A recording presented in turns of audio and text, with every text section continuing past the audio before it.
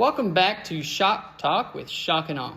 Today we will be discussing how to change a tire on one of our Electrathon cars.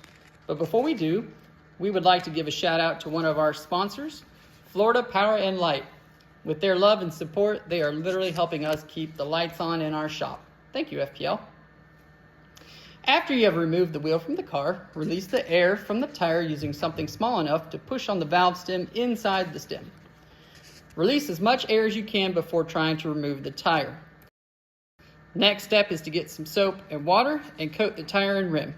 You can use a sprayer like we do or a paintbrush and a dish. I recommend using more than you think you need. Using a flathead screwdriver, pry in between the edge of the rim and the tire. If you are delicate with this step, you can avoid punching a hole in the inner tube. Pull the screwdriver back to the center of the rim to get the bead of the tire out. Using a second flathead screwdriver, gently repeat the process of prying the bead backwards. At a certain point, you will feel the tire almost start to remove itself. This is when you can just use your hands and remove the tire on one side. Now you will come back to the inner tube and start taking the stem out of the rim. Again, if you are delicate with this process, you can reuse your inner tube. Take the tube completely out and set it aside. Next, we will need to remove the tire from the rim completely. This can sometimes be done completely by hand or may need the assistance of a screwdriver.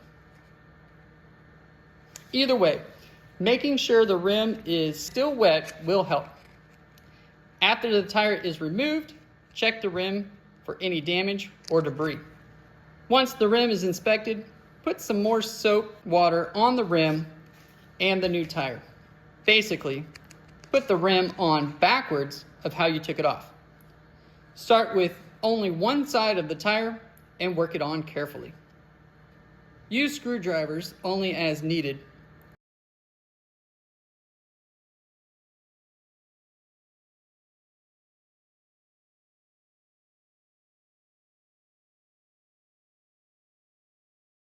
Once the tire is on one side of the rim, start putting in the tube. It is easier to put the stem in first, then the rest of the tube. After the tube is in, add just a small amount of air to slightly inflate the tube. Only enough to make it round. This will avoid pinching the tube as you add the other side of the tire. For the second side of the tire, start with the side that has the stem and go from there.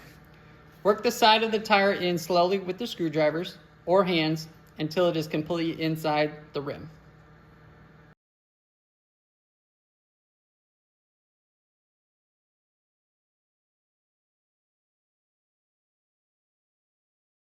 Next, you will need to add some air to the tube to get some pressure against the tire and rim. Once the tube is settled in place, add more air until you reach the pressure you need.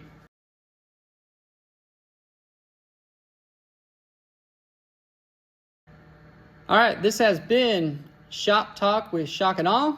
We appreciate you watching, and we'll see you again next time with our latest video.